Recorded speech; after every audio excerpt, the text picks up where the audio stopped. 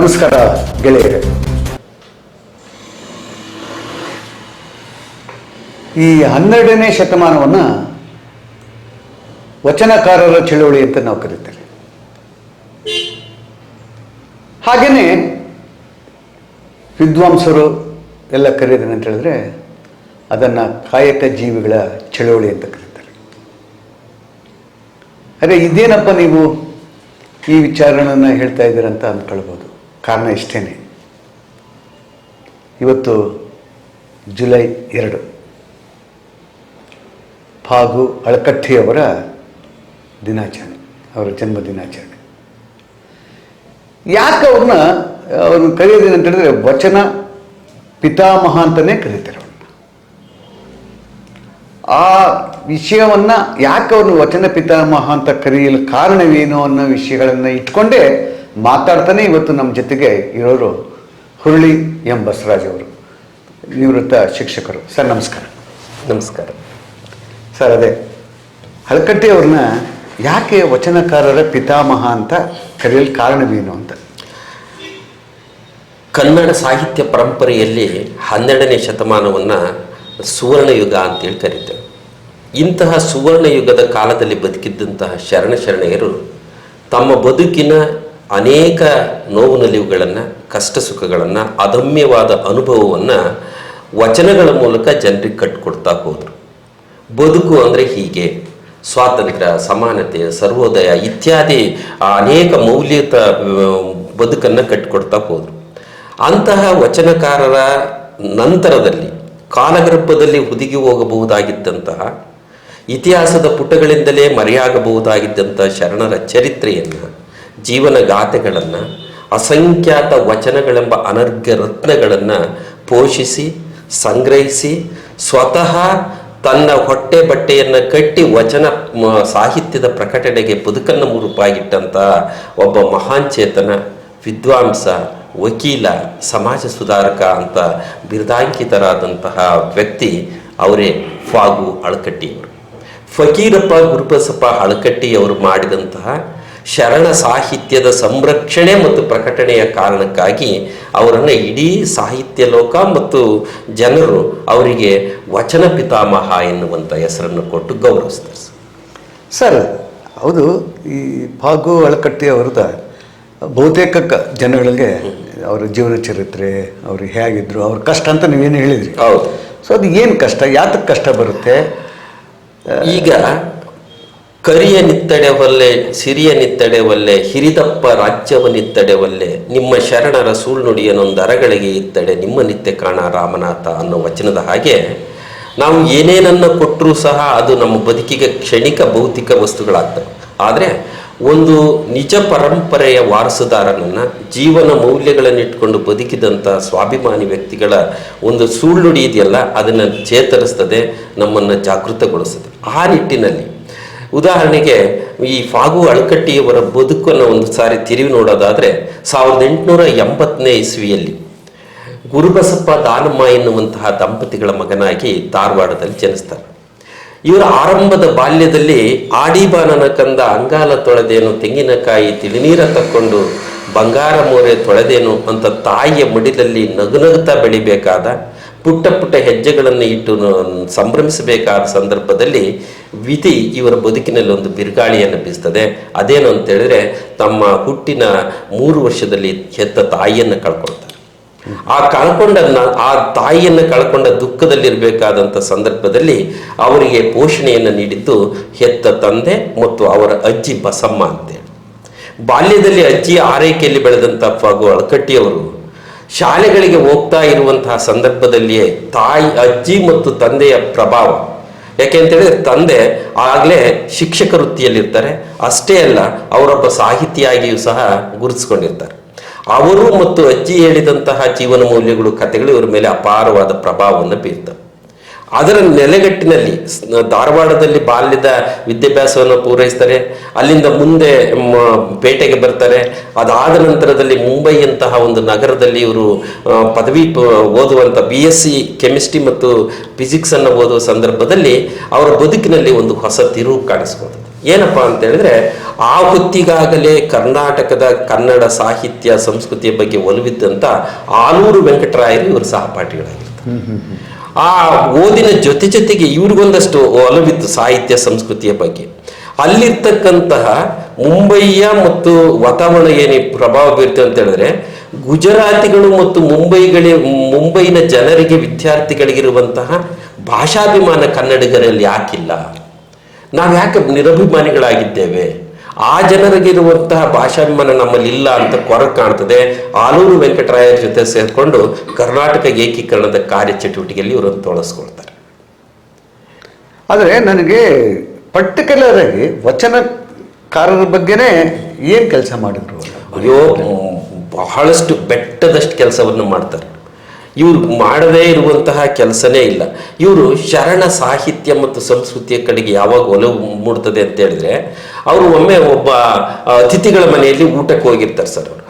ಆ ಊಟಕ್ಕೆ ಹೋದಂತಹ ಸಂದರ್ಭದಲ್ಲಿ ಅವರಿಗೆ ಒಂದು ವಿಶೇಷವಾದಂಥ ಒಂದು ಅನುಭವ ಆಗ್ತದೆ. ಏನಪ್ಪಾ ಅಂತ ಹೇಳಿದ್ರೆ, 1904ರಲ್ಲಿ ಬನಹಟ್ಟಿಯ ಶಿವಲಿಂಗಪ್ಪ ಮಂಚಾಲೆ ಎನ್ನುವರ ಮನೆಯಲ್ಲಿ ಇವರು ಭೋಜನಕ್ಕೆ ಕೂತಿರ್ತಾರೆ. ಸಾಮಾನ್ಯವಾಗಿ ಲೋಕಾರೂಢಿಯಾಗಿ ಮಾತನಾಡ್ತಾ ನಾವೇನ್ ಮಾಡ್ತೀವಿ, ಆ ಮನೆಯ ಒಂದಷ್ಟು ಒಳಾಂಗಣದ ಚಿತ್ರಗಳನ್ನ ಅಥವಾ ವೈಶಿಷ್ಟ್ಯವನ್ನ ನೋಡ್ತೀವಿ. ಅಂತಹ ಸಂದರ್ಭದಲ್ಲಿ ಇವ್ರಿಗೆ ಏನಾಯ್ತಂದ್ರೆ, ಆ ಒಂದು ಮನೆಯಲ್ಲಿ ತೊಲೆಗಳ ಸಂದಿಗಳಲ್ಲಿ ಇಟ್ಟಂತ ಕೆಲವು ಓಲೆಗರಿಗಳು ಇವ್ರ ಕಣ್ಣಿಗೆ ಬೀಳ್ತವೆ. ತಾಳೆಗರಿಗಳು ಅಥವಾ ಅವೆಲ್ಲ ಕಣ್ಣಿಗೆ ಬೀಳ್ತವೆ. ಉದಾಹರಣೆ, ಚಿಕ್ಕ ಮಕ್ಕಳು ಅವ್ರಿಗೇನಾದ್ರು ಆಟದ ಸಾಮಾನು ಬೇಕು ಅಂದ್ರೆ ಅದನ್ನ ಆಟ ಮಾಡಿ ತಗೊಳ್ತಾರೆ. ಹಾಗೆ ಇವ್ರಿಗೆ ಇವು ಯಾಕೆ ಇಲ್ಲಿ ಧೂಳು ಹಿಡಿತಾ ಇದ್ದಾವೆ, ಇವು ಯಾವಕ್ಕೆ ಸಂಬಂಧಪಟ್ಟಂಥವು ಅಂತೇಳಿ ಒಂದಷ್ಟು ಕುತೂಹಲ ಆರಂಭ ಆಗ್ತದೆ. ಕುತೂಹಲ ಆರಂಭ ಆದ ತಕ್ಷಣ ಅವರು ಅವುಗಳನ್ನ ತಮ್ಮ ಕಡೆ ಕೊಡಿ ಅಂತೇಳಿ ಕೇಳ್ಕೊಳ್ತಾರೆ. ಆಯ್ತು, ತಗೊಂಡೋಗಿ ಇವುಗಳನ್ನ ನಾವೇನು ಮನೇಲಿ ಇಟ್ಕೊಂಡು ಏನು ಮಾಡಂಗಿಲ್ಲ, ಅವು ಗೆದ್ಲು ಅಥವಾ ಹೊಗೆ ಹಿಡಿದ್ಬಿಟ್ಟು ಹಾಳಾಗ್ತಿದ್ದಾವೆ, ತಗೊಂಡೋಗಿ ಅಂತೇಳಿ ಹೇಳ್ತಾರೆ. ಆ ಸಂದರ್ಭದಲ್ಲಿ ಅಷ್ಟು ಹೊತ್ತಿಗಾಗಲಿ ಇವರಿಗೆ ವಚನ ಸಾಹಿತ್ಯದ ಬಗ್ಗೆ ಒಂದಷ್ಟು ಒಲವಿದ್ದ ಕಾರಣಕ್ಕಾಗಿ, ಜೊತೆಗೆ ಇವರಿಗೆ ಆ ಸಂದರ್ಭದಲ್ಲಿ ಸಿಕ್ಕಂತಹ ಹಸ್ತಪ್ರತಿಗಳಿರ್ಬೋದು, ತಾಳೆಗರಿಗಳಿರ್ಬೋದು, ಆಮೇಲೆ ತಾಡುವಲೆಗಳಿರ್ಬೋದು, ಷಟ್ಸ್ಥಲ ತಿಲಕ, ಪ್ರಭುಲಿಂಗ ಲೀಲೆಯ ಕೆಲವು ಹಸ್ತಪ್ರತಿಗಳು ಇವರ ಮೇಲೆ ಪ್ರಭಾವವನ್ನು ಬೀರ್ತವೆ. ಅಲ್ಲ ಸರ್, ಅದಕ್ಕಿಂತ ಹಿಂದೆ ಯಾರು ವಚನಗಳನ್ನ ಶೇಖರಣೆ ಮಾಡಿರ್ಲಿಲ್ವ? ಇಲ್ಲ, ಸಾಕಷ್ಟು ಜನ ಅದರ ಬಗ್ಗೆ ವಚನ ಸಾಹಿತ್ಯದ ಬಗ್ಗೆ ಕೆಲಸ ಮಾಡಿದ್ರು. ಅಂದ್ರೆ ಈ ಕೆಲಸವನ್ನ ನಾನು ಶಿರದ ಮೇಲೆ ಹೊತ್ತು ಮಾಡಲೇಬೇಕು, ಇದನ್ನ ಸಂರಕ್ಷಣೆ ಮಾಡಲೇಬೇಕು ಅನ್ನುವಂತ ಹಠ ಇರ್ಲಿಲ್ಲ. ಯಾವ್ದಾದ್ರು ಒಂದಷ್ಟು ಸಾಹಿತ್ಯ ಸಿಕ್ಕರೆ ಒಂದು ಪುಸ್ತಕ ಬರೀತಿದ್ರು, ಪ್ರಕಟಿಸ್ತಿದ್ರು, ಇಲ್ಲ ಉಪನ್ಯಾಸ ಕೊಡ್ತಾ ಇದ್ರು, ಜನರಲ್ಲಿ ಒಂದಷ್ಟು ಅವೇರ್ನೆಸ್ ಮೂಡಿಸ್ತಾ ಇದ್ರು. ಬಿಟ್ರೆ ಇವರಂತೆ ಅಂದ್ರೆ ಇವ್ರು ಹೇಗಿದ್ರು ಅಂತ ಹೇಳಿದ್ರೆ, ಇವರ ಅಂದಿನ ಮನೆಯ ಪರಿಸ್ಥಿತಿ ಹೇಗಿತ್ತು ಅಂತ ಹೇಳಿದ್ರೆ, ಮುರುಕುಲು ಗುಡಿಸ್ಲು, ಹರಿದ ಚಾಪಿ, ತೂತು ಬಿದ್ದ ಅಂಗಿ, ಮೇಲೊಂದು ಕೋಟು, ತಲೆಗೊಂದು ಪೇಟ, ಕೈಯಲ್ಲೊಂದು ಸೈಕಲ್.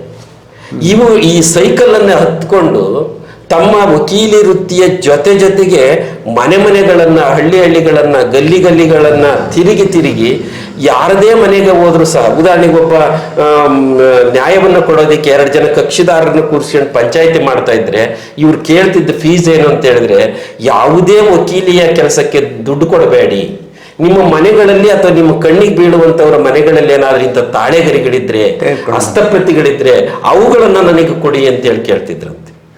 ಆ ಹೊತ್ತಿನ ಅವರ ಉದಾರತೆ ಹೇಗೆ ಅಂತ ಹೇಳಿದ್ರೆ, ಇವರು ಆರಂಭದಲ್ಲಿ ಏನು LLB ಪದವಿಯನ್ನು ಮುಗಿಸ್ತಾರೆ. LLB ಪದವಿಯನ್ನು ಮುಗಿಸಿದ ಮೇಲೆ ಆ ಬೆಳಗಾವಿಯಲ್ಲಿ ಮತ್ತು ಧಾರವಾಡದಲ್ಲಿ ಕೆಲ ದಿನಗಳ ಕಾಲ ಅವರು ಕೆಲಸವನ್ನ ಮಾಡ್ತಾರೆ. ಆ ವಕೀಲಿ ವೃತ್ತಿಯಲ್ಲಿ ಇವರ ವಾಕ್ಪಟುತ್ವ ಹೇಗಿತ್ತು ಅಂತ ಹೇಳಿದ್ರೆ, ಇವರು ವಾದ ಮಾಡೋದಕ್ಕೆ ನಿಂತರು ಅಂತ ಹೇಳಿದ್ರೆ ಅಲ್ಲಿನ ನ್ಯಾಯಾಧೀಶರು ಮತ್ತು ವಕೀಲರುಗಳೇನಿದ್ರು ತಲೆದೂಗುವಷ್ಟರ ಮಟ್ಟಿಗೆ ವಾದವನ್ನು ಮಂಡಿಸ್ತಾ ಇದ್ರಂತೆ. ಆ ಕಾರಣಕ್ಕಾಗಿ ಇವರನ್ನ ಅವತ್ತಿನ ಸರ್ಕಾರ ಇವರನ್ನ ಪಬ್ಲಿಕ್ ಪ್ರಾಸಿಕ್ಯೂಟರ್ ಆಗಿ ನೇಮಕ ಮಾಡುತ್ತೆ. ಆ ಪಬ್ಲಿಕ್ ಪ್ರಾಸಿಕ್ಯೂಟರ್ ಆ ವೃತ್ತಿಯಲ್ಲಿ ಇದ್ದುಕೊಂಡು ಅಲ್ಲಿಂದ ಅವರು ತಮ್ಮ ವೃತ್ತಿ ಬದುಕನ್ನ ಬಿಜಾಪುರಕ್ಕೆ ಶಿಫ್ಟ್ ಮಾಡ್ತಾರೆ. ಬಿಜಾಪುರದಲ್ಲಿ ಬಂದು ನೆಲೆ ನಿಂತು ಈ ಕೆಲಸವನ್ನ ಮಾಡ್ತಾ ಇರ್ಬೇಕಾದ್ರೆ ಈ ತರ ಹಳ್ಳಿಗಳಲ್ಲಿ ವ್ಯಾಜ್ಯವನ್ನ ಬಗೆಹರಿಸೋದಕ್ಕೆ ಅವರೇ ಸ್ವತಃ ಹೋಗ್ತಿರ್ತಾರೆ. ಹಾಗಾಗಿ ಅವರಿಗೆ ಅದ್ರ ಬಗ್ಗೆ ಒಲವು ಮೂಡ್ತದೆ. ಅದರ ನಡುವೆ ನೀವು ಹೇಳ್ತಿರೋದು ನೋಡಿದ್ರೆ ಅವ್ರ ಹಂಗ ಹೋಗ್ತಾ ಇದ್ದಾಗ್ಲೇನೆ ಹೌದು. ಆ ಮನೆಗಳಲ್ಲಿ ಸಿಕ್ಕಂತ ಕಟ್ಗಳನ್ನು ತೆಗೆದುಕೊಂಡು ಬಂದು ಓದೋದು ಅವುಗಳನ್ನು ವಿಂಗಡಿಸೋದು, ಅವುಗಳಿಗೆ ಒಂದಷ್ಟು ರೈಟಿಂಗ್ ಅನ್ನ ಮಾಡೋದು, ಅವಕ್ಕೆ ಏನ್ ಪೂರಕ ಸಾಹಿತ್ಯ ಬೇಕು ರಚನೆ ಮಾಡೋದು, ಒಂದ್ ಕಡೆ ಇಟ್ಕೊಂತ ಹೋಗ್ತಾ ಇದ್ದಾರೆ. ಅದು ಪ್ರಿಂಟಿಂಗ್ ಏನು ತರದೇನು ಮಾಡ್ಲಿಲ್ವ ಅಂತ ಪ್ರಿಂಟಿಂಗ್ ಕೆಲಸವನ್ನ ಮಾಡೋದಿಕ್ಕೆ ಆರಂಭಿಸಿದಂತಹ ಸಂದರ್ಭದಲ್ಲಿ ಅವರಿಗೆ ಅಗಾಧವಾದಂತಹ ಕೆಲವು ಘಟನೆಗಳು ಪ್ರಭಾವವನ್ನು ಬೀರ್ತವೆ. ಒಮ್ಮೆ ಅವರು ತಮ್ಮಲ್ಲಿರುವಂತಹ ಒಂದು ಅಷ್ಟು ವಚನಗಳನ್ನ ಸಂಗ್ರಹ ಏನ್ ಮಾಡಿದ್ರಲ್ಲ, ಆ ವಚನಗಳನ್ನ ಸಂಗ್ರಹ ಮಾಡಿದಂತಹ ಪುಸ್ತಕವನ್ನ ಪ್ರಿಂಟ್ ಮಾಡಬೇಕು, ವಚನ ಸಾರ ಭಾಗ 1 ಅನ್ನುವಂಥ, ವಚನ ಸಾಹಿತ್ಯ ಸಾರ ಭಾಗ 1 ಅನ್ನುವಂಥ ಹಸ್ತಪ್ರತಿಗಳನ್ನ ಅಥವಾ ಅವರು ಸಂಗ್ರಹಿಸಿದ ಸಾಹಿತ್ಯವನ್ನು ತಗೊಂಡು ಮಂಗಳೂರಿನ ಭಾಷಲ್ ಮಿಷನ್ಗೆ ಹೋಗಿ ಅದನ್ನ ಕೊಡ್ತಾರೆ. ನೋಡಿ, ಇದನ್ನು ನನಗೆ ಮುದ್ರಣ ಮಾಡಿಕೊಡಿ, ನಾನು ನಿಮ್ಗೆ ಅಡ್ವಾನ್ಸ್ ಆಗಿ 500 ರೂಪಾಯಿಗಳನ್ನು ಕೊಡ್ತೇನೆ ಅಂತ ಹೇಳ್ಬಿಟ್ಟು ಅವರಿಗೆ ಕೊಡ್ತಾರೆ. ಕೊಟ್ಟ ಆದಮೇಲೆ ಸತತವಾಗಿ 2 ವರ್ಷಗಳ ಕಾಲ ಅದ್ರ ಬಗ್ಗೆ ಅವ್ರು ಏನು ಕೆಲಸ ಮಾಡೋದೇ ಇಲ್ಲ. ಆಮೇಲೆ 2 ವರ್ಷಗಳಾದ್ಮೇಲೆ ಇವ್ರ ಮನೆಗೆ ಒಂದು ಪತ್ರ ಬರುತ್ತೆ, ನೋಡಿ ನೀವು ಕೊಟ್ಟಂತಹ ಹಸ್ತಪ್ರತಿಗಳು ಅಥವಾ ನೀವು ಕೊಟ್ಟಂತಹ ಸಾಹಿತ್ಯವನ್ನು ಮುದ್ರಣ ಮಾಡೋದಿಕ್ಕೆ ನಮ್ಮಿಂದ ಆಗೋದಿಲ್ಲ. ಕಾರಣ ಏನು ಅಂತ ಹೇಳಿದ್ರೆ, ನಿಮ್ಮಲ್ಲಿರುವಂತಹ ಈ ಸಾಹಿತ್ಯದ ಸಾರ ಏನಿದೆ ನಮ್ಮ ಮೂಲ ಧರ್ಮವಾದಂತಹ ಕ್ರೈಸ್ತ ಧರ್ಮದ ಸಾರವನ್ನೇ ಒಳಗೊಂಡಿರೋದ್ರಿಂದ ಈ ಪುಸ್ತಕವನ್ನು ಮುದ್ರಣ ಮಾಡಿ ನಿಮಗೆ ಹಂಚಿಬಿಟ್ರೆ ನಮ್ಮ ಒಂದು ಪ್ರಚಾರ ಹಿನ್ನಡೆಯಾಗುತ್ತೆ ಅಂತೇಳಿ ಕಾರಣವನ್ನು, ಸ್ಪಷ್ಟೀಕರಣವನ್ನು ಕೊಡ್ತಾರೆ. ಅದು ಎಷ್ಟು ಮಟ್ಟಿಗೆ ಇವರಿಗೆ ನೋವುತಂತು ಅಂತ ಹೇಳಿದ್ರೆ, ಒಂದು ಕಡೆ ತಾನು ಕಷ್ಟಪಟ್ಟು ದುಡಿದ ಅಥವಾ ಉಳಿಸಿದ ಹಣವನ್ನು ಕೊಟ್ಟರೂ ಒಂದು ಕೆಲಸ ಮಾಡಿಸ್ಕೊಳಕ್ ಆಗ್ಲಿಲ್ಲ, ಒಂದು ದುಃಖ. ಮತ್ತೊಂದು ಕಡೆ ಅತಿ ಅಭಿಮಾನದಿಂದ ಖುಷಿ ಪಡ್ತಾರೆ, ನಮ್ಮ ವಚನ ಸಾಹಿತ್ಯದಲ್ಲಿರುವಂತಹ ಸಾರ ಭಗವದ್ಗೀತೆಗೆ ಸಮಾನವಾಗಿ ಮಿಗಿಲಾಗಿದೆಯಲ್ಲ, ಅದು ನಮ್ಮ ಹೆಗ್ಗಳಿಕೆ. ನಾವು ಕ್ರೈಸ್ತ ಧರ್ಮಕ್ಕಿಂತ ಹೆಚ್ಚಾದಂತಹ ಒಂದು ಮೌಲ್ಯಯುತ ಬದುಕನ್ನ, ಸಾಹಿತ್ಯವನ್ನ ಇಲ್ಲಿ ಕೊಟ್ಟಿದ್ದೀವಿ ಅಂತೇಳಿ ಬಹಳ ಸಂತೋಷಪಟ್ಟು ಅವರೇ ಅದನ್ನು ಹಾಗೆ ಇಟ್ಕೊಂಡು ನೋಡೋಣ ಅಂತೇಳಿ ಯೋಚನೆ ಮಾಡಿ, ನಂತರದಲ್ಲಿ ಅವರು ತೀರ್ಮಾನ ಮಾಡಿದ್ದೇನೆಂದ್ರೆ ಇದನ್ನು ಹೇಗಾದ್ರೂ ಮಾಡಿ ನಾನು ಮುದ್ರಣ ಮಾಡಲೇಬೇಕು, ಪ್ರಕಟಣೆ ಮಾಡಬೇಕು ಅಂತೇಳಿ ಬೇರೆ ಒಬ್ಬರನ್ನ ಚೌಗಲೆ ಅನ್ನುವಂತಹ ಒಬ್ಬ ವ್ಯಕ್ತಿಯನ್ನು ಹಿಡಿದ್ಬಿಟ್ಟು ಅದನ್ನು ಮುದ್ರಣಕ್ಕೆ ವ್ಯವಸ್ಥೆ ಮಾಡ್ತಾರೆ. ಅದಾದ್ಮೇಲೆ ಅವ್ರಿಗೊಂದು ಹಠ ಹುಟ್ಟುತ್ತೆ, ನಾನೇ ಯಾಕೆ ಒಂದು ಮುದ್ರಣಾಲಯವನ್ನು ಸ್ಥಾಪಿಸಬಾರದು, ಆ ಮುದ್ರಣಾಲಯದ ಮುಖಾಂತರ ನಾನೇ ಯಾಕೆ ಅದಕ್ಕೆ ಒಂದು ರೂಪರೇಷೆಯನ್ನು ಕೊಡಬಾರದು ಅನ್ನುವಂತಹ ಒಂದು ಯೋಚನೆ ಬಂದಾಗ ಅವ್ರು ಏನ್ ಮಾಡ್ತಾರೆ ಅಂತ ಹೇಳಿದ್ರೆ, ತಾವು ವಾಸವಾಗಿದ್ದಂತಹ ಮನೆಯನ್ನು ಮಾರಿ ಅಲ್ಲೇ ಮುದ್ರಣಾಲಯದ ಒಂದು ಆ ದುಡ್ಡಲ್ಲಿ ಮುದ್ರಣಾಲಯವನ್ನು ಆರಂಭಿಸ್ತಾರೆ. ಅದಕ್ಕೆ ಹಿತಚಿಂತಕ ಅನ್ನುವಂಥ ಹೆಸರನ್ನು ಇಡ್ತಾರೆ. ಅದರ ಮೂಲಕ 125ಕ್ಕೂ ಹೆಚ್ಚು ಕೃತಿಗಳನ್ನ ಇವರು ಮುದ್ರಣ ಮಾಡ್ತಾರೆ, ಈ ಸಾಹಿತ್ಯ ಲೋಕಕ್ಕೆ ಬಿಟ್ಟು ಹೋಗ್ತಾರೆ. ಜನರಿಗೆ ಅಪಾರವಾದಂತಹ ಜಾಗೃತಿಯನ್ನು ಮೂಡಿಸುವಂತ ಕೆಲಸವನ್ನು ಇವ್ರು ಮಾಡ್ತಾರೆ. ನೀವು ಹೇಳೋದೇನೋ ಸರಿ, ನನಗೆ ಗೊತ್ತಿರಂಗೆ ಒಂದು ಪ್ರಿಂಟಿಂಗ್ ಪ್ರೆಸ್ ಹಾಕಿದ್ರೆ ಅದು ಎಷ್ಟು ಕಷ್ಟ ಅಂತ ನಾನು ನೋಡಿ. ಹೌದು, ಈಗಿನ ಕಾಲದಂಗೆ ಏನು ಕಂಪ್ಯೂಟರೈಸ್ಡ್ ಅಲ್ಲ, ಅಕ್ಷರ ಜೋಡಿಸೋದು ಹಿಂಗೆ ಮಳೆಯಿಂದ ಜೋಡಿಸೋಂಥದ್ದು. ಅವಾಗ ಕೆಲಸಗಾರರು ಅಷ್ಟೇನೆ, ಬಟ್ ಅದರಿಂದ ವರಮಾನ ಬೇಕಲ್ಲ. ಪುಸ್ತಕನ ಪ್ರಿಂಟ್ ಹಾಕಿದಾರೆ ಅವರು, ಮತ್ತು ಅದಕ್ಕೆ ವರಮಾನ, ಅದಕ್ಕೆ ಖರ್ಚು, ಅದನ್ನ ಹೆಂಗೆ ಮೇಂಟೆನೆನ್ಸ್ ಮಾಡಿದ್ರು ಅಂದ್ರೆ ಅದ್ರ ಬಗ್ಗೆ ಬಹಳ ಇಲ್ಲ. ಅವರು ಮಾಡಿದ್ದಿಷ್ಟೇ, ಅವರು ತಮ್ಮ ಬದುಕನ್ನ ಅಥವಾ ದೈಹಿಕ ಆರೋಗ್ಯದ ಜೊತೆಯನ್ನ ನಿರೀಕ್ಷಿಸದೆ ತನ್ನ ಇಡೀ ಬದುಕು ವಚನ ಸಾಹಿತ್ಯಕ್ಕೆ ಮೀಸಲಿಡಬೇಕು, ಇದರಿಂದ ಜನರಿಗೆ ಜಾಗೃತಿ ಮೂಡಿಸಬೇಕು. ಆ ಹೊತ್ತಿನ ಕಾಲಘಟ್ಟದಲ್ಲಿ ಸ್ವಾತಂತ್ರ್ಯ ಸಂಗ್ರಾಮದ ದಿನಮಾನಗಳಲ್ಲಿ ಇವರು 2 ಪತ್ರಿಕೆಗಳನ್ನ ಇವರೇ ಹೊರಡಿಸ್ತಾರೆ ತಮ್ಮ ಮುದ್ರಣ. ಶಿವಾನುಭವ ಅನ್ನುವಂಥ ಒಂದು ಮಾಸಪತ್ರಿಕೆಯನ್ನ, ನವಕರ್ನಾಟಕ ಅನ್ನುವಂತಹ ಒಂದು ವಾರ ಪತ್ರಿಕೆಯನ್ನ ಮುದ್ರಿಸ್ತಾ ಹೋಗ್ತಿರ್ತಾರೆ. ಅದರಲ್ಲಿ ಇವನ್ನೆಲ್ಲ ಜಾಗೃತಿಯನ್ನ, ಸ್ವಾತಂತ್ರ್ಯ ಸಂಗ್ರಾಮದ ದಿನಮಾನಗಳಲ್ಲಿ ಹೇಗೆ ನಡ್ಕೊಳ್ಬೇಕು, ನಾವು ಹೇಗೆ ದೇಶ ಪ್ರೇಮವನ್ನು ರೂಢಿಸ್ಕೊಳ್ಬೇಕು, ಸಾಹಿತ್ಯ ಸಂಸ್ಕೃತಿಯನ್ನು ಹೇಗೆ ರಕ್ಷಣೆ ಮಾಡಬೇಕು, ಹೀಗೆ ತಮಗೆ ಬರುವ ಅಲ್ಪ ಆದಾಯವನ್ನ ಯಾರಾದರೂ ಪ್ರಕಟಣೆಗೆ ಕೊಟ್ಟದ್ದು, ಮುದ್ರಣಾಲಯಕ್ಕೆ ಏನಾದರೂ ಪುಸ್ತಕಗಳ ಪ್ರಕಟಣೆಗೆ ಆರ್ಡರ್ ಬಂದಾಗ ಅದೇ ಹಣವನ್ನು ಬಳಸಿ ಅವರು ಅದಕ್ಕೆ ಮಾಡ್ತಾ ಹೋಗ್ತಾರೆ. ಆದರೆ ಒಂದು ಸಾರಿ ಇವ್ರಿಗೆ ಎಂಥ ಕಹಿ ಅನುಭವ ಆಗ್ತದೆ, ಕಷ್ಟ ಆಗ್ತದೆ ಅಂತ ಹೇಳಿದ್ರೆ, ಒಂದ್ ಕಡೆ ಬಸವಣ್ಣನವರು ಒಂದ್ ಕಡೆ ವಚನದಲ್ಲಿ ಹೇಳ್ತಾ ಹೋಗ್ತಾರೆ, ದೇವರು ಹೇಗೆಲ್ಲ ಪರೀಕ್ಷೆ ಮಾಡ್ತಾನೆ ಅಂತ ಹೇಳಿದ್ರೆ, ಹರ ತನ್ನ ಭಕ್ತರ ತಿರಿವಂತೆ ಮಾಡುವ, ಒರೆದು ನೋಡುವ ಸುವರ್ಣದ ಚಿನ್ನದಂತೆ, ಅರೆದು ನೋಡುವ ಚಂದನದಂತೆ, ಅರಿದು ನೋಡುವ ಕಬ್ಬಿನ ಕೋಲಿನಂತೆ, ಬೆಚ್ಚದೆ ಬೆದರದೆ ಇದ್ದರೆ ಕರವಿಡಿದೆತ್ತಿಕೊಮ್ಮ ನಮ್ಮ ಕೂಡಲ ಸಂಗಮ ದೇವ. ಅಂದ್ರೆ ದೇವರು ತನ್ನ ಭಕ್ತರನ್ನ ನಾನಾ ರೀತಿಯಲ್ಲಿ ಪರೀಕ್ಷೆಗೆ ಒಳಪಡಿಸ್ತಾನೆ. ಅವನ ಸ್ವಾಭಿಮಾನ, ಅವನಲ್ಲಿರ್ತಕ್ಕಂತಹ ದೃಢ ವಿಶ್ವಾಸ, ಆ ನಂಬಿಕೆ, ಕಾಯಕ ಪ್ರಜ್ಞೆ, ಇವುಗಳೆಲ್ಲ ನೋಡಿ ಮುಂದೊಂದು ದಿನ ಅವನಿಗೆ ಒಳ್ಳೆಯದಾಗ್ತದೆ ಅನ್ನುವಂಥ ನಂಬಿಕೆ ಆಧಾರದ ಮೇಲೆ ಶರಣರು ನಮಗೆ ವಚನಗಳನ್ನು ಕಟ್ಟಿಕೊಟ್ರು. ಆ ನಿಟ್ಟಿನಲ್ಲಿ ಬರಲಿ ಬಿಡು, ನಾಳೆ ಬಂದದ್ದು ನೋಡ್ಕೊಳ್ಳೋಣ ಅಂತೇಳಿ ತನಗಿದ್ದ ಬದ್ದದ್ದನ್ನೇ ಕೂಡಿಟ್ಟು ಇದನ್ನು ಮಾಡ್ತಾವೆ. ಅಂದರೆ ಹೇಳಿದಂತೆ ಕಾಯಕದಲ್ಲಿ ಯಾರು ಇರ್ತಾರೆ ನಿರತರಾಗ್ತಾರೋ ಅವ್ರಿಗೆ ಒಂದಲ್ಲ ಒಂದಿನ ಒಳ್ಳೇದಾಗುತ್ತೆ ಅನ್ನೋದು. ದೇವರು ಕೈ ಹಿಡಿತನೋ ಇಲ್ಲೋ ಗೊತ್ತಿಲ್ಲ. ಆದರೆ ನಾನೆಲ್ಲೋ ಕೇಳ್ದಂಗೆ ಸ್ವಾಮೀಜಿಗಳು ಯಾರೋ ಅವ್ರಿಗೆ ಹೆಲ್ಪ್ ಮಾಡಿದ್ರಂತ ಅನ್ನೋದು ಒಂದು ಕೇಳಿದೆ. ಹೆಂಗೆ ಅದು ಇವರ ಜೀವನದಲ್ಲಿ ಅಂದಿನ ಪರಿಸ್ಥಿತಿ ಇವ್ರದ್ದು ಯಾವ ಮಟ್ಟದಲ್ಲಿತ್ತು ಅಂತ ಹೇಳಿದ್ರೆ ಬಹಳಷ್ಟು ಸಂಕಷ್ಟಮಯವಾದಂತಹ ದಿನಮಾನಗಳು. ಒಂದೊತ್ತಿನ ಊಟಕ್ಕೂ ಪರದಾಡಬೇಕಾದ ಪರಿಸ್ಥಿತಿ, ಹೆಂಡತಿ ಮಕ್ಕಳನ್ನು ಸಾಕಲಾಗದೇ ಇರುವಂತಹ ಸ್ಥಿತಿ, ಸಾಲ ಸೂಲ ಮಾಡಿ ಇದ್ದು ಬಂದ ಹಣನೆಲ್ಲ ತಂದು ಬ್ಯಾಂಕುಗಳಲ್ಲಿ ಸಾಲ ತಗೊಂಡು ಆ ಪ್ರಿಂಟಿಂಗ್ ಪ್ರೆಸ್ಸನ್ನು ಮುನ್ನಡೆಸಬೇಕು ಅನ್ನುವ ಹಂಬಲ. ಜೊತೆಗೆ ನನ್ನ ಜೀವಿತದ ಅವಧಿಯಲ್ಲಿ ಶರಣ ಸಾಹಿತ್ಯವನ್ನು ನಾನು ನಾಡಿನಾದ್ಯಂತ ಪಸರಿಸಬೇಕು, ಅದರ ಸಂರಕ್ಷಣೆ ಮಾಡಬೇಕು ಅನ್ನುವಂತಹ ಹಂಬಲದ ಕಾರಣಕ್ಕಾಗಿ ಅವರು ಅನೇಕ ಕಡೆ ಸಾಲ ಮಾಡಿಕೊಂಡಿರ್ತಾರೆ. ಈ ವಿಷಯ ಅದೇಗೋ ಸಿರಿಗೆರೆಯ ಅಂದರೆ ಚಿತ್ರದುರ್ಗ ಜಿಲ್ಲೆಯ ಬೃಹನ್ ಮಠದ ಸಿರಿಗೆರೆಯ ಶಿವಕುಮಾರ ಸ್ವಾಮೀಜಿಗಳು ಅಂದಿನ ಪೀಠಾಧ್ಯಕ್ಷರಾಗಿರ್ತಾರೆ. ಅವರು ಪ್ರತಿ ವರ್ಷ ತರಳಬಾಳು ಹುಣ್ಣಿಮೆಗಳನ್ನು ನಡೆಸ್ತಾ ಹೋಗುವಂಥ ಸಂದರ್ಭದಲ್ಲಿ ಆ ಸಂದರ್ಭದಲ್ಲಿ ದಾವಣಗೆರೆಯಲ್ಲಿ ತರಳಬಾಳು ಹುಣ್ಣಿಮೆ ನಡೀತಾ ಇರುತ್ತೆ. ಇವರಿಗೆ ತರಳಬಾಳು ಹುಣ್ಣಿಮೆಗೆ ಮುಖ್ಯ ಅತಿಥಿಗಳಾಗಿ ಆಹ್ವಾನವನ್ನು ಕೊಡ್ತಾರೆ. ಪೂಜ್ಯರ ಉದ್ದೇಶ ಇದ್ದದ್ದೇನೆ ಅಂತ ಹೇಳಿದ್ರೆ ಒಬ್ಬ ಸಂತನನ್ನ, ಒಬ್ಬ ಪ್ರಾಮಾಣಿಕ ವ್ಯಕ್ತಿಯನ್ನ ಜಗತ್ತಿಗೆ ಪರಿಚಯಿಸಬೇಕು ಅನ್ನೋದಾಗಿರುತ್ತೆ. ವೇದಿಕೆಯ ಮೇಲೆ ಕರೆದು ಇವರಿಗೆ ಸನ್ಮಾನ ಕಾರ್ಯಕ್ರಮ ನಡೀತದೆ. ಅಷ್ಟೊತ್ತಿಗೆ ಸ್ವಾಮೀಜಿಗಳ ಕಿವಿಗೆ ಇವರ ಆರ್ಥಿಕ ಸಂಕಷ್ಟದ ದಿನಗಳನ್ನು, ಅವರ ಬದುಕಿನ ಭಾವನೆಗಳನ್ನು ತಿಳ್ಕೊಳ್ಳುವಂಥ ಒಂದು ಅವಕಾಶ ಇರುತ್ತೆ. ತಕ್ಷಣ ಸ್ವಾಮೀಜಿಯವರು ಏನು ಮಾಡ್ತಾರೆ ಅಂತ ಹೇಳಿದ್ರೆ ತಮ್ಮ ಸಿರಿಗೆರೆಯ ಮಠದಲ್ಲಿದ್ದಂಥ ಒಂದು ಬಂಗಾರದ ಪದಕವನ್ನು ತರಿಸ್ಬಿಟ್ಟು ಇವರಿಗೆ ಸನ್ಮಾನದ ರೂಪದಲ್ಲಿ ವೇದಿಕೆಯ ಮೇಲೆ ಅದನ್ನು ಕೊರಳಿಗೆ ಹಾಕಿಬಿಟ್ಟು ಒಂದು ಕಿವಿ ಮಾತಾಡ್ತಾರೆ. ನೋಡ್ರಿ ಫಕೀರಪ್ಪನವರೇ, ನೀವು ಇದು ಮಠದವ್ರು ಕೊಟ್ಟಿದ್ದು ಅಂತೇಳಿ ಶೋಕೇಸಲ್ಲಿಟ್ಟು ಅದನ್ನು ಸಂರಕ್ಷಣೆ ಮಾಡುವಂಥದ್ದು ಬೇಡ. ನಿಮಗಿರುವಂತಹ ಇವತ್ತಿನ ಪರಿಸ್ಥಿತಿಯಲ್ಲಿ ಈ ಬಂಗಾರದ ತುಣುಕನ್ನು ಮಾರಿ ನಿಮ್ಮ ಸಾಲವನ್ನು ತೀರಿಸಿ ನೀವು ಋಣಮುಕ್ತರಾಗ್ರಿ. ಪೂಜ್ಯರು ಹೇಳ್ತಾರೆ ಅವಾಗ, ಯಾವುದೇ ಒಬ್ಬ ಸಾಹಿತಿ, ಒಬ್ಬ ಕವಿ ಯಾವುದೇ ಸಾಲ ಇಲ್ಲದೆ ನೆಮ್ಮದಿಯಿಂದ ಜೀವನದಲ್ಲಿ ಅಂತ್ಯ ಕಾಣಬೇಕು. ಆ ಕಾರಣಕ್ಕಾಗಿ ಇದು ನಮ್ಮ ಕೊಡುಗೆ ಅಂತೇಳಿ ಕೊಟ್ಟು ಬೆನ್ನು ಚಪ್ಪರಿಸ್ತಾರೆ. ಅಂದರೆ ಬಹುತೇಕ ಈಗಿನ ಸ್ವಾಮೀಜಿಗಳು ಯಾರು ಆ ಥರದಲ್ಲಿಲ್ಲ ಅಂತ ಕಾಣುತ್ತೆ ನಮ್ಮಲ್ಲಿ. ಯಾಕೆ ಅಂತ ಹೇಳಿದ್ರೆ ಅಂದಿನ ಸ್ವಾಮೀಜಿಯವರು ಆ ಥರ ಕೊಟ್ಟಿರೋದಕ್ಕೇ ಅವತ್ತು ಆ ಥರ ಪರಿಸ್ಥಿತಿಗೆ ಸ್ವಲ್ಪನಾದರೂ ಪೂರಕವಾಗಿ ಏನೋ ಆಗಿರ್ಬೋದು ಅಂತ ಕಾಣುತ್ತೆ.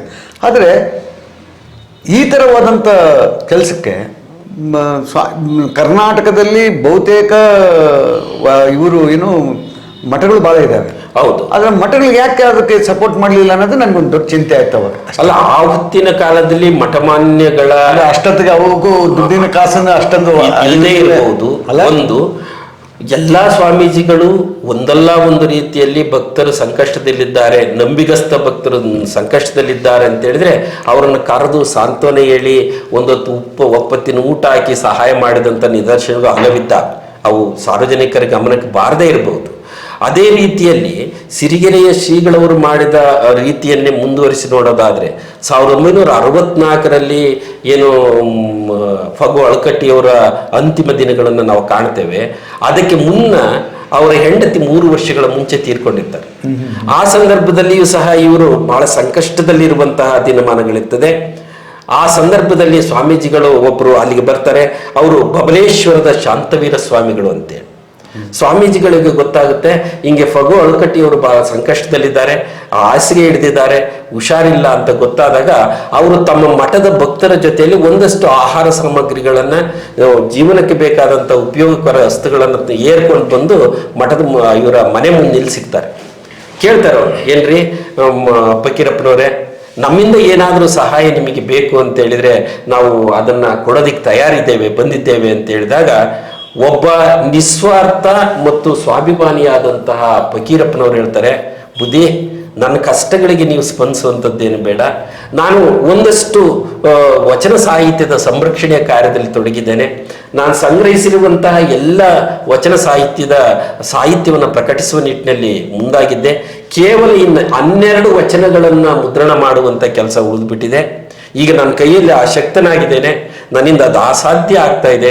ಆದ್ರಿಂದ ನೀವು ನನಗೆ ಯಾವ ರೂಪದಲ್ಲೂ ವಸ್ತು, ಧನ ಅಥವಾ ದವಸ ಧಾನ್ಯಗಳ ರೂಪದಲ್ಲಿ ಸಹಾಯ ಮಾಡೋದು ಬೇಡ, ಆ ಉಳಿದ 12 ವಚನಗಳನ್ನು ನೀವು ಮುದ್ರಣ ಮಾಡಿಕೊಡಿ ಸಾಕು ಅಂತೇಳಿ ಬೇಡಿಕೆ ಇಡ್ತಾರೆ.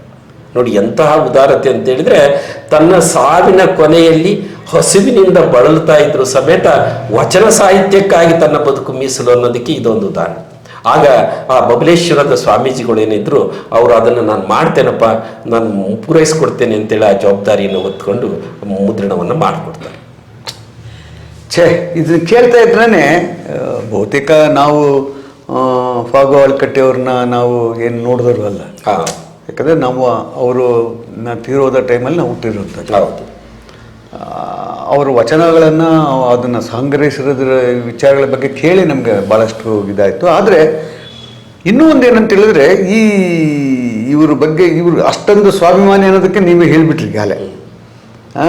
ಆದರೆ ಈ ಶರಣರ ಸಾಹಿತ್ಯಗಳನ್ನು ಇತ್ತೀಚೆಗೆ ದಿನಗಳಲ್ಲಿ ಅಂದರೆ ಪಾಪ ಅವ್ರನ್ನ ನೆನೆಸ್ಕೊಳ್ತೀವಿ ಅಷ್ಟೇ. ನಾವು ಏನೋ ಪ್ರೋಗ್ರಾಮ್ಸ್ ಮಾಡ್ತೀವಿ ವರ್ಷಕ್ಕೊಂದ್ಸತಿ, ಅಲ್ಲಿ ಮುಗಿದೋಯ್ತು. ಆದರೆ ಯಾರು ಆತ ಸಂಗ್ರಹಿಸಿರ್ಬೋದಾದಂಥ ವಿಷಯಗಳನ್ನು ಜನಪರ ಜನರಿಗೆ ಎಲ್ಲಿ ತಿಳಿವಳಿಕೆ ಹೇಳಕ್ಕಾಗ್ತಿದೆ ಅಂತ ಇಲ್ಲ. ಈಗ ನಾವು ಮಾಡಬೇಕಾಗಿರೋದೇನು ಅಂತ ಹೇಳಿದ್ರೆ, ಯಾವ ಫಾಗು ಅಳಕಟ್ಟಿಯವರು ಈ ವಚನಗಳನ್ನು ಸಂರಕ್ಷಣೆ ಮಾಡಿ 250ಕ್ಕೂ ಹೆಚ್ಚು ಜನ ವಚನಕಾರರ ಜೀವನ ಚರಿತ್ರೆಗಳನ್ನು ಮುದ್ರಣ ಮಾಡಿ ಸಾವಿರಾರು ವಚನಗಳನ್ನು ಮುದ್ರಿಸಿಟ್ಟು ಹೋಗಿದ್ದಾರೆ. ಆ ಭಂಡಾರವನ್ನು ನಾವು ನೋಡಬೇಕಾಗಿದೆ. ಶಾಲಾ ಕಾಲೇಜುಗಳಿರ್ಬೋದು, ಸರ್ಕಾರದ ಗ್ರಂಥಾಲಯಗಳಿರ್ಬೋದು, ಮಠಮಾನ್ಯಗಳಲ್ಲಿ ನಡೀತಕ್ಕಂತಹ ಪ್ರವಚನಗಳು, ಉಪದೇಶಗಳು, ಮತ್ತೊಂದು ರೀತಿಯಾದಂತಹ ಜಯಂತಿಗಳ ಸಂದರ್ಭ ಇರ್ಬೋದು. ಈ ಕೆಲಸವನ್ನು ಪ್ರತಿಯೊಬ್ಬರೂ ಸಹ ನಾಗರಿಕರು ಜಾಗರೂಕತೆಯಿಂದ ತಲೆ ಮೇಲೆ ಹೊತ್ತು ಈ ವಚನಗಳನ್ನು, ವಚನ ಚರಿತ್ರೆಕಾರರನ್ನು, ಶರಣರನ್ನು, ಅವರ ಜೀವನ ಚರಿತ್ರೆಗಳನ್ನು ಜನಸಾಮಾನ್ಯರಿಗೆ ಮುಟ್ಟಿಸುವಂಥ ಕೆಲಸ ಆಗಬೇಕಾಗಿದೆ. ಯಾಕೆ ಅಂತ ಹೇಳಿದ್ರೆ, ವಚನ ಅರ್ಥವಾಗದ ಭಾಷೆ ಏನಲ್ಲ, ನಮ್ಮ ಭಾಷೆ, ಭಾಷೆ ಅತ್ಯಂತ ಸುಲಭ. ಅದಕ್ಕೆ ಒಂದು ಕಡೆ ವಚನದ ಬಗ್ಗೆ ಸ್ಪಷ್ಟೀಕರಣ ಅಥವಾ ಹೇಳಿಕೆ ಏನಿದೆ ಅಂತ ಹೇಳಿದ್ರೆ, ವಚನ ಅಂದರೆ ಮಾತು, ಪ್ರತಿಜ್ಞೆ, ಅಂದರೆ ಕೊಟ್ಟ ಮೇಲೆ ಅದನ್ನು ನಡೆಸುವಂಥದ್ದು ಅನ್ನುವ ಅರ್ಥದಲ್ಲಿ ಬಳಕೆ ಆಗ್ತದೆ. ಅದು ಯಾಕೆ ಜನಸಾಮಾನ್ಯರಿಗೆ ಇಷ್ಟ ಆಗ್ತದೆ ಅಂತೇಳಿ, ಉದಾಹರಣೆಗೆ, ದಯವಿಲ್ಲದ ಧರ್ಮವದಾವುದಯ್ಯ, ಯಾವೇ ಬೇಕು ಸಕಲ ಪ್ರಾಣಿಗಳೆಲ್ಲರಲ್ಲಿಯೂ, ದಯವೇ ಧರ್ಮದ ಮೂಲವಯ್ಯ, ಕೂಡಲ ಅಂತಲ್ಲ ಇದಯ್ಯ ಅನ್ನುವಂಥ ಮಾತೇನಿದೆ. ಅಥವಾ ಸಪ್ತಶೀಲಗಳು ಅಂತ ನಾವೇನು ಕರಿತೇವೆ, ಕಳಬೇಡ, ಕೊಲಬೇಡ, ಉಸಿಯ ನುಡಿಯಲು ಬೇಡ, ಮುನಿಯಬೇಡ, ಅನ್ಯರಿಗೆ ಅಸಹ್ಯ ಪಡಬೇಡ, ತನ್ನ ಬಣ್ಣಿಸಬೇಡ, ಇದರ ಅಳಿಯಲು ಬೇಡ, ಇದೇ ಅಂತರಂಗ ಶುದ್ಧಿ, ಇದೇ ಬಹಿರಂಗ ಶುದ್ಧಿ, ಇದೇ ನಮ್ಮ ಕೂಡಲ ಸಂಗನ ಶರಣರ ನೊಲಿಸುವ ಪರಿ ಅನ್ನುವಂತಹ ಮಾತುಗಳೇನಿದ್ದಾವೆ, ಜನಸಾಮಾನ್ಯರ ಆಡುವಂತಹ, ಇತ್ತ ಗದ್ಯವೂ ಅಲ್ಲದ, ಪೂರ್ಣ ಪದ್ಯವೂ ಅಲ್ಲದ, ಸರಳವೂ ಸುಂದರವಾದಂತಹ ಸಾಹಿತ್ಯ ಇದೆಯಲ್ಲ, ಜಗತ್ತಿನ ಬೇರಾವುದೇ ಭಾಷೆಯಲ್ಲಿ ಇಷ್ಟು ಸರಳೀಕರಣದ ಸಾಹಿತ್ಯ ಪ್ರಕಾರ ಇಲ್ಲ. ಅದರಲ್ಲೂ ಇದು ಯಾಕೆ ಅಂತೇಳಿ ನನಗೆ ಒಂದು ಯೋಚನೆ ಅಂತೇಳಿ, ವಚನಗಳನ್ನು ಏನು ಬರೆದಿದ್ದಾರೆ ಅವರೆಲ್ಲರೂ ಸಮೇತ ಕಾಯಕದಲ್ಲಿ ಮಗ್ನರಾದವರು. ಹಾಗಾಗಿನೇ ಅದಕ್ಕೆ ಒಂದು ದೊಡ್ಡ ಅರ್ಥ ಬಂದಿದೆ. ಖಂಡಿತ. ನೀವು ಹೇಳಿದಾಗೆ ಇವತ್ತು ಕರ್ನಾಟಕದಲ್ಲಿ ಬೇಕಾದಷ್ಟು ಇದಾವೆ ಮಠಗಳು. ಮೊದಲೆಲ್ಲ ನಾವೆಲ್ಲ ಚಿಕ್ಕರಿದ್ದ ಒಂದು ಸಣ್ಣ ಕೈಪಿಡಿ ಬರೋದು ಗೊತ್ತಲ್ಲ, ಕೈಪಿಡಿ ಅಂದ್ರೆ ಆ ಕೈಪಿಡಿ ಒಳಗೆ ಸ್ವಲ್ಪ ವಿಷಯ ಇರುತ್ತೆ, ಸಣ್ಣ ಕತೆ, ಸಣ್ಣ ಕತೆಗಳು, ಬಾಲಭವನ ಅಂತ ಏನೇನು ಬರೋದು ಅವೆಲ್ಲ ಪುಸ್ತಕ. ಯಾವುದೋ ಒಂದು ಹಂಗೇನೆ ಯಾಕೆ ಮಠಗಳವರು ಒಂದಷ್ಟು ಚಿಕ್ಕ ಚಿಕ್ಕ ವಚನಗಳನ್ನು ಪ್ರಿಂಟ್ ಮಾಡಿ ಬಂದಿರೋರಿಗೆ ಹಂಚಲಿ, ಫ್ರೀಯಾಗಿ ಹಂಚಲಿ ಬಿಡ್ರಿ. ಇಲ್ಲ, ಎಲ್ಲಾ ಮಠಗಳಂತಲ್ಲ, ಬೆರಳೆಣಿಕೆಯಷ್ಟು ಮಠಗಳು ಆ ಕಾರ್ಯವನ್ನು ಮಾಡ್ತಾ ಇದ್ದಾರೆ. ಅಲ್ಲ, ಅಂದ್ರೆ ಏನಾಗುತ್ತೆ ಅಂತ ಹೇಳಿದ್ರೆ, ಅವತ್ತೊಂದು ಪ್ರೋಗ್ರಾಮ್ಗಲ್ಲ, ಬಂದರ ಅಂತ ಹೇಳಿದ್ರೆ ಕೊಡಬೇಕು, ಓದಬೇಕು. ಅಂದ್ರೆ ಮಠಕ್ಕೆ ಬರುವಂತ ಭಕ್ತರಿಗೆ ಪ್ರಸಾದ, ಸಿಹಿ ಅಥವಾ ಮತ್ತೊಂದೇನನ್ನು ಕೊಡೋದಕ್ಕೆ ಬದಲಾಗಿ ಒಂದು ಕೈಪಿಡಿಯ ರೂಪದಲ್ಲಿ, ಕೈಪಿಡಿ ಚಿಕ್ಕದು, ಅಂದ್ರೆ ಅದು ಅವನಿಗೆ ಈ ಜೋಮಲ್ಲಿ ಇಟ್ಕೊಳ್ಬಹುದು, ಓದ್ಲೂಬಹುದು, ಆಗ್ಬಹುದು. ಆ ನಿಟ್ಟಿನಲ್ಲಿ ಚಿಂತನೆಗಳು ನಡೀಬೇಕಾಗಿದೆ. ಅದಕ್ಕಿಂತ ಮುಖ್ಯವಾಗಿ ನಮ್ಮ ಸರ್ಕಾರಗಳು ಏನಿದ್ದಾವೆ, ಪಠ್ಯಗಳ ಮೂಲಕ ಈ ತರದ ದಿವ್ಯ ದರ್ಶನವನ್ನು ಮಾಡಿಸ್ಬೇಕಾಗಿದೆ. ಬಾಲ್ಯದಲ್ಲೇ ಮಕ್ಕಳಿಗೆ ಜೀವನ ಮೌಲ್ಯಗಳಂದ್ರೇನು, ವಚನಗಳಲ್ಲಿರ್ತಕ್ಕಂಥ ಎಲ್ಲ ಸಾರಗಳು ಅತ್ಯಂತ ಉಪಯುಕ್ತವಾಗುವಂಥ ಮಾಹಿತಿಗಳಿದ್ದ. ಈಗಾಗಲೇ ನಾವು ನೋಡಿದ್ವಲ್ಲ, ಕರಿಯ ನಿತ್ತಡೆ ಒಲ್ಲೆ ಅನ್ನುವಂಥದ್ದು. ಅಂದರೆ ಶ್ರೀಮಂತಿಕೆ ವಸ್ತುಗಿಂತ ಒಂದು ಒಳ್ಳೆ ಮಾತನ್ನು ಕಲಿಸುವಂಥ ಕೆಲಸ ಆಗಬೇಕಾಗಿದೆ, ಜೀವನ ಶೈಲಿಯನ್ನು ಹೇಳ್ಕೊಡ್ಬೇಕಾಗಿದೆ. ಅದನ್ನು ಮಾಡಬೇಕಾದಂಥ ಕರ್ತವ್ಯ ನಮ್ಮದು. ಇನ್ನೂ ಒಂದು ಹೇಳಬೇಕಂತ ಹೇಳಿದ್ರೆ, ಎಲ್ಲರ ಮನೆಯಲ್ಲಿನೂ ವಚನದ ಒಂದು ಗಂಟಿರಬೇಕು, ಸಂಪುಟಗಳಿರಬೇಕು. ಅದು ಕೈಗೆ ಎಟುಕುವಂತಿರಬೇಕು, ಸಾಮಾನ್ಯ ಜನಗೂ ಎಟುಕುವಂತಿರಬೇಕು. ಅದು ಸರ್ಕಾರದ ಕೆಲಸ ಆಗಿದೆ. ಹೌದು, ಕೈಗೆಟುಕು ದರದಲ್ಲಿ ಮುದ್ರಣ ಆಗಬೇಕು, ಅದು ತಲುಪೋಂಗಿರಬೇಕು. ಅದ್ರ ಬಗ್ಗೆ ಬೇಕಾದಷ್ಟು ಕಾರ್ಯಕ್ರಮಗಳನ್ನು ಮಾಡ್ಬೋದು, ವಚನ ಗಾಯನ ಮಾಡ್ಬೋದು. ಅಂದರೆ ನಮ್ಮಲ್ಲಿ ಏನು ಮಾಡ್ತಿದ್ದಾರೆ ಅಂತ ಹೇಳಿದ್ರೆ, ಅಳಕಟ್ಟೆ ಅಂತವರು ಅಷ್ಟೆಲ್ಲ ಕೆಲಸ ಮಾಡಿದ್ದಾರೆ, ಯಾವುದೇ ಫಲ ಅಪೇಕ್ಷೆ. ಇವತ್ತಿನವರು ಎಲ್ಲವಕ್ಕೂ ಫಲನ ಇಟ್ಕೊಂಡೇ ಅಪೇಕ್ಷೆ ಇಟ್ಕೊಂಡೇ ಕೆಲಸ ಮಾಡ್ತಾರೆ. ಸೊ ಹಂಗೆ ಆಗಬಾರ್ದು ಅಂತ ಹೇಳ್ತಾ, ಗೆಳೆಯರೇ, ಇವತ್ತು ಫಕೀರಪ್ಪ ಗುರುಬಸಪ್ಪ ಹಳಕಟ್ಟಿ ಅವ್ರ ಬಗ್ಗೆ 4 ಮಾತಾಡ್ತೀವಿ. ನಮ್ಮ ಹುರುಳಿ ಬಸವರಾಜ್ ಅವರು ಒಂದು ಚಿಕ್ಕದಾಗಿ ಚೊಕ್ಕವಾಗಿ ವಿಷಯವನ್ನು ಹೇಳಿದ್ದಾರೆ. ಸೊ ಮತ್ತೆ ಈ ಥರ ವಚನಗಳ ಸಾಹಿತ್ಯದ ಬಗ್ಗೆ ಚರ್ಚೆ ಮಾಡುವಂಥ ಅವಕಾಶ ಮತ್ತೊಮ್ಮೆ ಮಾತನಾಡೋಣ ಅಂತ ಹೇಳ್ತಾ ಈ ಕಾರ್ಯಕ್ರಮ ಇಲ್ಲಿ ಮುಗಿಸ್ತಾ ಇದ್ದೀನಿ. ನಮಸ್ಕಾರ.